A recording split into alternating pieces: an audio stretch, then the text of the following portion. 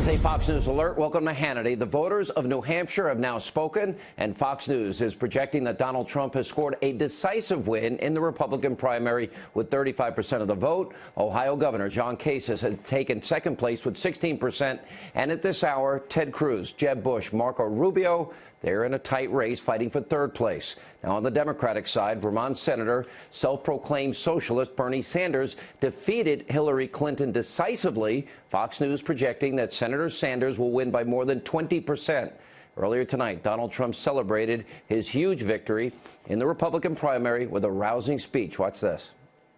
We are going to make America great again. I am going to be the greatest jobs president that God ever created. Remember that. By the way, we're going to knock the hell out of ISIS. We're going to knock the hell out of them. We are going to start winning again, and we're going to win so much. You are going to be so happy. We are going to make America so great again, maybe greater than ever before. I love you all. Thank you, New Hampshire. Thank you. Thank you, New Hampshire. Thank you. We are going now to South Carolina. We're going to win in South Carolina. I love you all. And joining us now live from downtown Manchester, New Hampshire, campaign Carl Cameron. Carl, what a night for Trump. What a night indeed, and he's sort of rewritten the playbook for New Hampshire, and he has definitely thrown a scare into the Republican establishment with tonight's victory. Donald Trump is winning, and now he goes to South Carolina. And there's really not all that much of a surprise. It's closing time here at the Thirsty Moose. They're shutting things down on Elm Street in Manchester. And for three candidates tonight, closing time is a real threat. We're talking about Chris Christie, who has said that he's going to not go to South Carolina, but will go back to New Jersey to assess things after a disappointing showing tonight. There is a very real possibility that his position in the polls now will disqualify him for the upcoming Saturday debate in South Carolina, which was part of the fate that led to Rand Paul dropping out of the race when he wasn't going to be in the primetime debate just a week and a half ago after not doing well in Iowa. For Ben Carson, he left Manchester, New Hampshire, and left New Hampshire even before the polls closed tonight to go to South Carolina. And as he told us earlier this week, he's laying off staff, and after the New Hampshire primary, he plans to lay off another 20 or so. It'll bring the staff cuts to about 50, leaving him about 90 or so staffers across the country, but nowhere near what he had just a couple of weeks ago. And then there's Carly Fiorina. She says she's going to continue to stay in the race, but she's been having a hard time getting traction, and there are those who begin to think that some of these candidates really have to start thinking about perhaps cutting the string and getting out of the race in order to let the rest of the electorate coalesce around any kind of candidate who could challenge Trump. It is a great night for the real estate developer. Winning the First of the Nation primary by a decisive margin propels him into South Carolina, and a win in South Carolina could propel him all the way to the nomination. There have been those saying, even some of his rivals, that if he wins in New Hampshire and wins in South Carolina, he may be unstoppable, Sean. Shep, is it late? You better get to last call, Carl, before they close I went to down the Dixville bar. Notch last. I drove to Dixville Notch last night. We were up all night long, so it's been 36 hours plus that we've been running on the campaign trail. Totally understand. I think right over your shoulder there's a bar with a beer, and it has your name on it, and you deserve it. Thanks so much, campaign Carl Cameron. We appreciate it. Joining us now with reaction from the Weekly Standard, Fox News contributor Stephen Hayes, Fox News contributor Joe Trippi, and Fox News legal analyst Peter Johnson, Jr. Peter, I'll start with you. Hey, Sean. Another establishment defeat that cannot be denied here.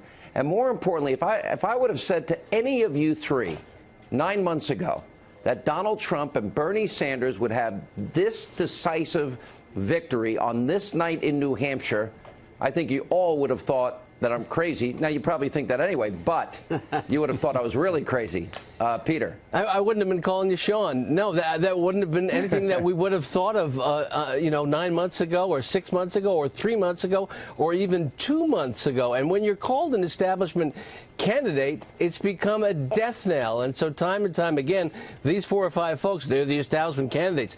They're in the establishment lane. Well, the establishment lane is not going anywhere at this point. And at this point, Donald Trump, if it keeps up, is on his way to becoming the Republican presidential nominee. I don't think there's a question at all. I've got to be honest. I tend to agree with you. It's going to be very hard to stop him. And I watched a lot of the analysis tonight, and in my opinion, it couldn't have been more off and more wrong by so many people. And I think they have predicted all along his fall, and it never came. Stephen Hayes, a big night also tonight. Trump had the biggest night. Big night for Bernie Sanders. Big night for John Kasich. And I would argue that Ted Cruz, spending as little money as he did, had a pretty good night for him as well, and he gets out of there heading into what he believes is friendly territory. Yeah, Ted Cruz spent little money and not much time either. I think just 27 days here. This clearly was not a point of emphasis for Ted Cruz. He did particularly well with very conservative voters, as we would expect, and I think he sets himself up very nicely for the move into South Carolina, then on to Nevada, and then beyond to the March 1st SEC primaries. He's in a pretty good position. I'm blown away by the Bernie Sanders win tonight. The margin of victory, 21 points, give or take right now. A year ago today, Hillary Clinton had a 44-point advantage on Bernie Sanders here in New Hampshire. Now Bernie Sanders looks like he's going to win by 21 points. That is a 66-point net swing. It is absolutely stunning. And the same goes for Donald Trump. I mean, he doubled up John Kasich tonight, the second-place finisher. It is absolutely extraordinary. And you're right. This is a political earthquake. It is a message to Washington, the way things have been going. And you would think that members of Congress better be sitting up pretty straight and paying attention today. You know, we've been trying to tell them for years, and they have been ineffective. They've been, frankly, lacking in backbone and strength, and they have been lost, and the base is telling them very strongly on both sides of the aisle. Now, when you look at the numbers here, Joe Trippi, Hillary lost every single demographic group except 65 plus and those making over $200,000 a year. How does she recover from this? Is South Carolina really a firewall for her? I don't think South Carolina is as much a firewall as a place where she's particularly strong. And look, I predicted back in July that Trump was going to be around a lot longer than all the front runners back then, and thought he would win New Hampshire. Not this big. I thought all along that Sanders would win New Hampshire.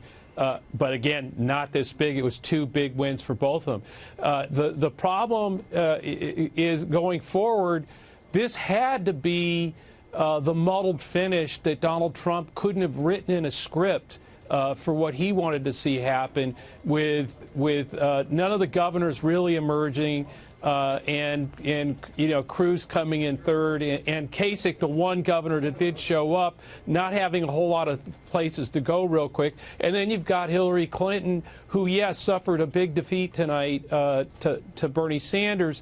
But again, as you move out of New Hampshire, the Democratic Party becomes much more diverse, and you start getting to more of her strengths with African Americans, Latinos, and other Democrats. The liberal wing of the party isn't as big a part of the party down in the South, for instance, in places like South Carolina. The question now is, can Bernie Sanders take this victory and use the energy that comes from it to expand into those groups, because so far he hasn't been able to do it. If he can, then he becomes a real threat to Hillary Clinton. If he cannot, and we'll know soon enough in South Carolina and Nevada. But certainly the money after tonight is going to be pouring in, Joe. But the money's going to be pouring in. Momentum's on his side. That's the whole point. Does that money, does that momentum, does that energy let him expand out into areas he has not been able to get to?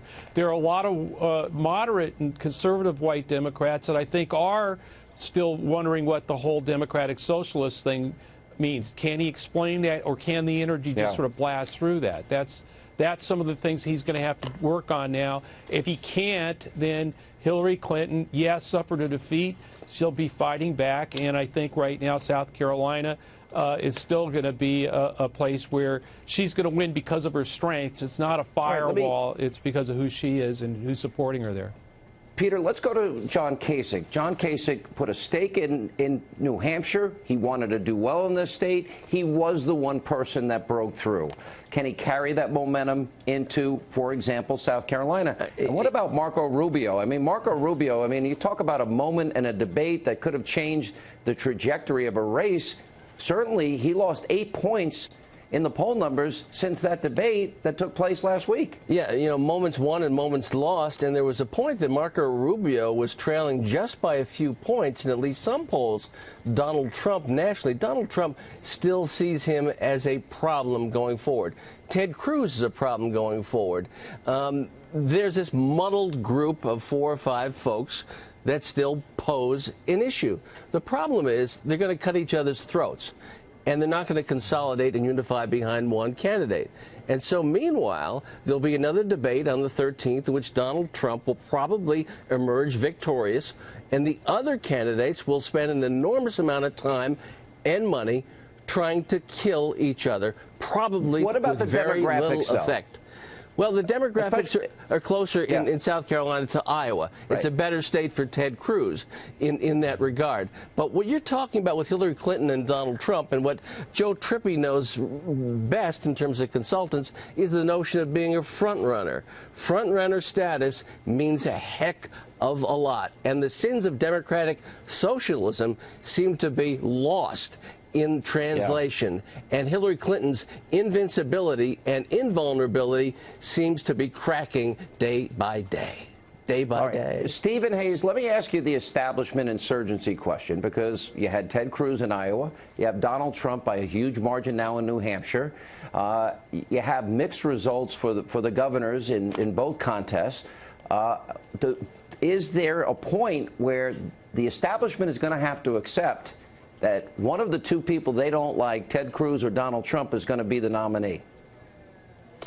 Yeah, I don't think we're at that point yet, John. I mean, we're talking about less than 2% of the delegates overall assigned. I think there's a long race to go. As Peter just, I think, said correctly, you've got this muddle going into South Carolina. Certainly that's advantageous right now for Donald Trump, because you have these, you know, establishment, or let's just say non-anti-establishment candidates that are likely to be beating each other up. One of the things I'm most interested in seeing as we head into this debate on Saturday night is whether there's a change in strategy from any of these candidates.